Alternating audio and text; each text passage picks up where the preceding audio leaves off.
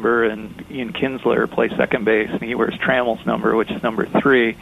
There is a lot of talk or a lot of rumor that when those guys get moved out of the organization, which with the way the Tiger season is going could be sooner than later, that'll happen, that probably both those names will end up on the wall in Comerica Park.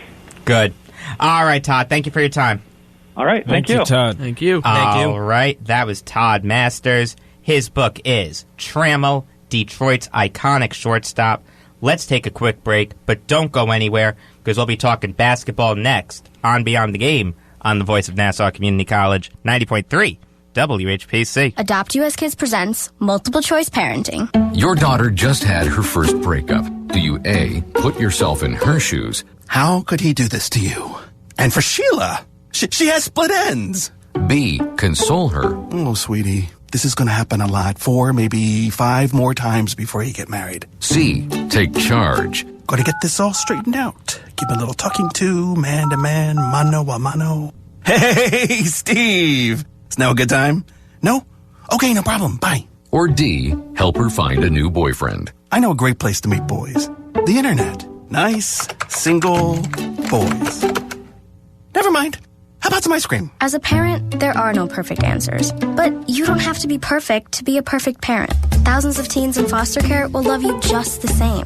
For more information on how you can adopt, visit adoptuskids.org. A public service announcement from the U.S. Department of Health and Human Services, Adopt U.S. Kids, and the Ad Council. Yo, what happened to your hair? You have to experience what I just experienced. What'd you do? Stick your finger in an electric outlet or something? Close.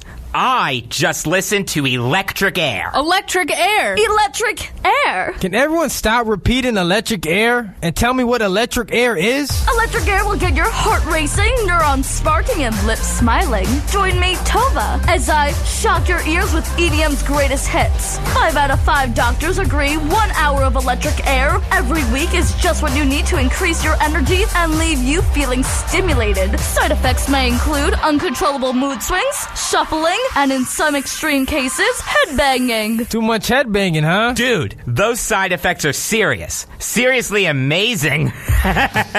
So join me every Wednesday night at 8 for Electric Air on the Voice of Nassau Community College, 90.3 WHPC. Hi, my name is Jacob Valk. I didn't forget this. Valk. What is it? Jacob. Never heard this one. Really? No, never heard this one. Both times I played it, you were out? Jacob Yeah. Valk. This one's good. I like This this is one. Eminem featuring Jacob Valk remastered 2017. The remix. The remix. yeah, the remix. That was funny. I like your creativity, Jacob. Thank you. Don't we all? Thank you. You're listening to Beyond the Game on the Voice of Nassau Community College, 90.3 WHPC. I'm Jacob Valk. You can follow me on Twitter at RealJacobValk. Sitting across from me, Brandon Johnson. You can follow on Twitter at StephJohnson_. Dominic Arbolino. You can follow on Twitter at Darbs5258. And Eric Fischetti. You can follow on Twitter at Sergeant Fish. Number to call if you have something on your mind is 516-572-7440. And let's go to basketball. The Nets traded Andrew Nicholson, who was subsequently waived, to the Trailblazers for Alan Crabb. Last year, Nicholson had 2.6 points per game, 1.6 rebounds per game, and 0.3 assists per game. And Crabb had 10.7 points per game, 2.9 rebounds per game, and 1.2 assists per game. Guys, mind if I have this? Take it away. Yes, as long as you don't scream. I can't. Okay, Scratchy all throat. right. Scratchy throat I can't. today. Our program director can rest easy. I'm not going to go on a rant today. But I will say that, remember I had said I have complete faith in Sean Marks and Kenny Atkinson? Yes, you did. Yes. Starting to waver. Really? A little bit. Wow. I got to be honest with you. I don't get this trade. You had so much cap space, and you decide to use it on Alan Crabb. Okay, great shooter. Whoop-de-doo. You know, there are better ways to use that cap space. Why would you use it on a shooter? Why would you use it on a wing guy when you've got a gaping hole at power forward? You're going to go into the season with Trevor Booker as your starter again? No. Go after Mason Plumlee. Go after Nikola Mirotic. The idea that you needed to trade for Alan Crabb, who all he can do is shoot, is ridiculous to me. But can I ask you this, Jacob? Yeah, Remember go ahead. initially during free agency, didn't you guys want Crabb? That was last year. Last year we Okay. wanted Crabb, but I didn't.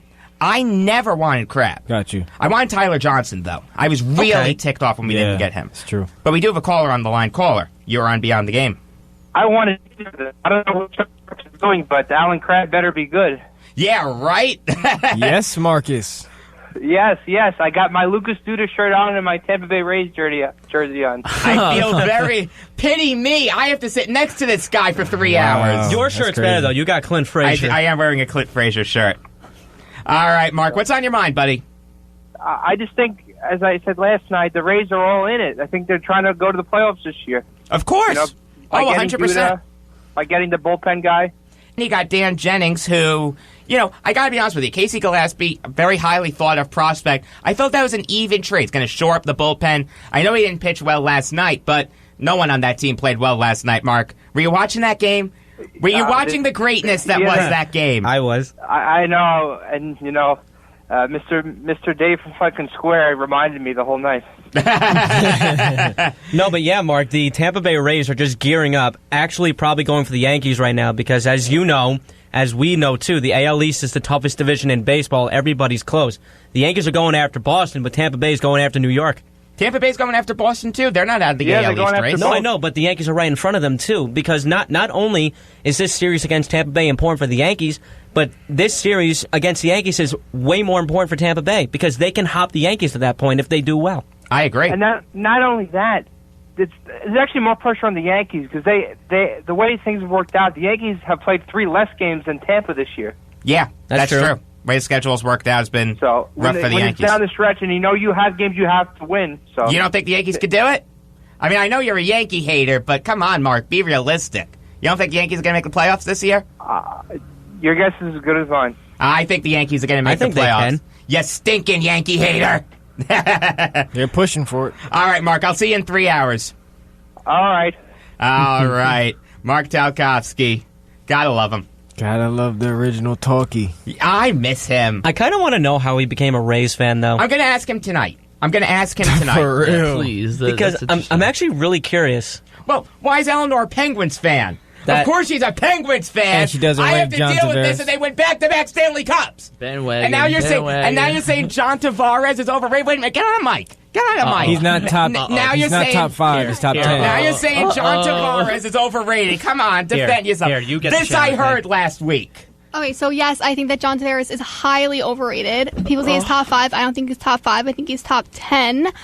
He doesn't impress me whatsoever. Oh, for the love of... Who's your top 10? Go over your top 10 again. My top 10? Okay, I have top 5. Okay, who was your top 5? Go over it again. Crosby, Ovechkin, McDavid, Kane, Stamkos. I'm putting Tavares over Stamkos, Eleanor. Come on. I would put Tavares 6th, 7th.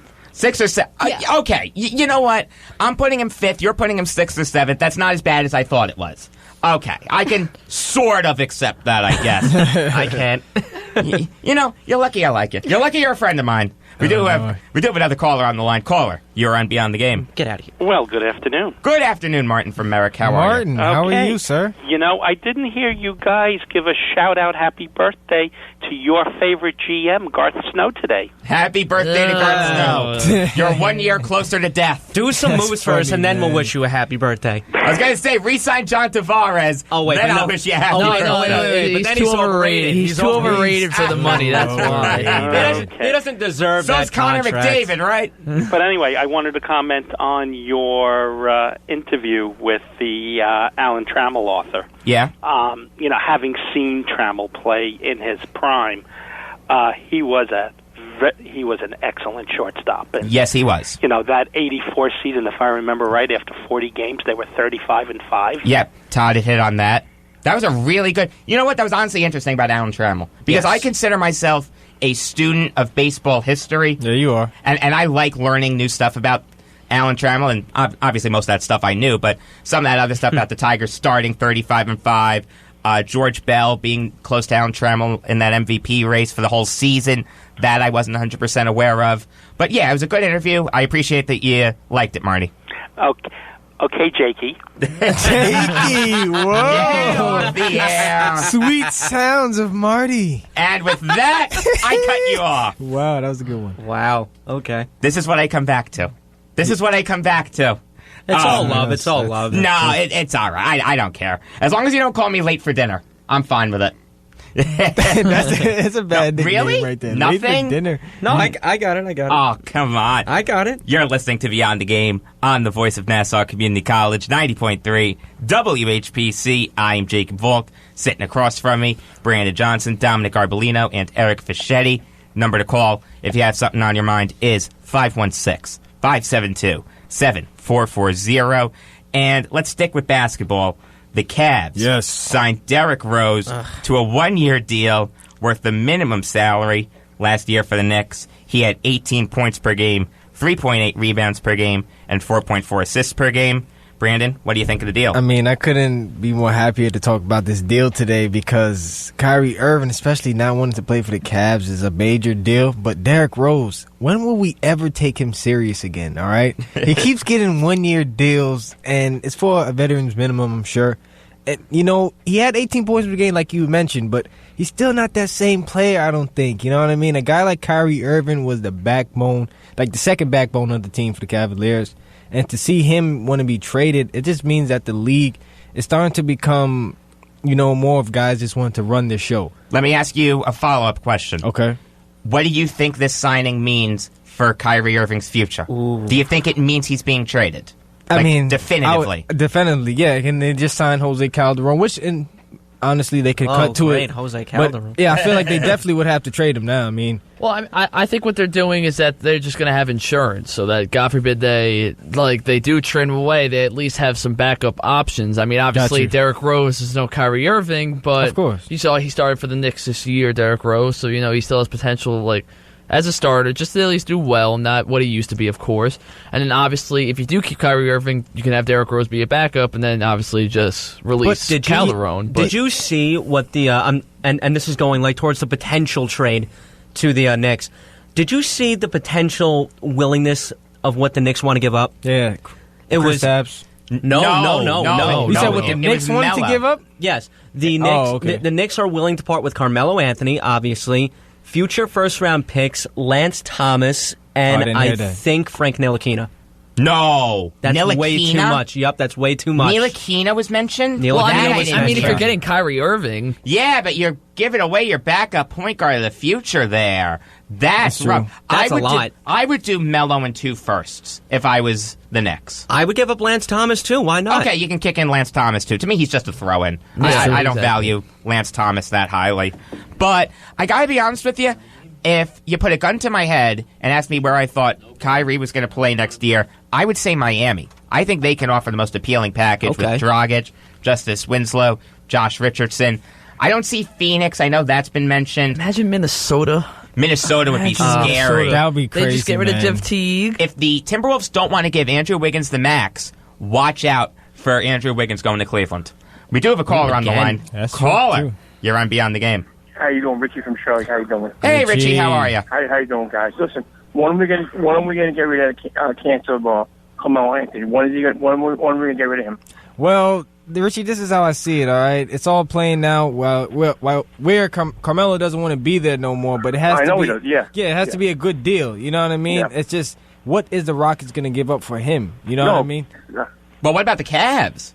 Wouldn't the right return be Kyrie Irving? But he doesn't really want to go to the Cavaliers. Which is ridiculous to me because I think he would. He would, I'm just saying, but the ideal picture for him is Rockets. That I would agree with, but I think he would also waive it for the Cavs. Of course, yeah, absolutely. And now, I heard the Rocket coach doesn't want Carmelo Anthony. D'Antoni. Well, D'Antoni, didn't he used to coach Melo? Yes, on the Knicks. So he knows him. I swear, I think the most likely scenario is a Carmelo Anthony for Kyrie Irving trade in terms of getting rid of Melo. I don't think it's going to happen. I truly think Kyrie's going to end up with the Heat.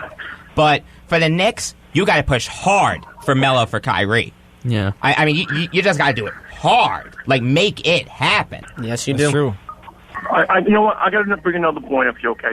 When Jackson came over as the general manager, okay, he played on the Red Hawks. I don't know if you played before your time, right? Yeah. And I heard an important thing the other day from Bob Wolf.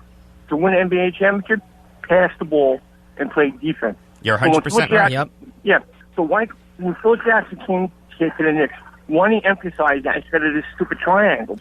Well, he was trying to do that from afar, which doesn't work. Because if you're Phil Jackson and you want to implement the triangle, which he did a great job with on the Lakers and on the Bulls, the common denominator with that, he was the coach.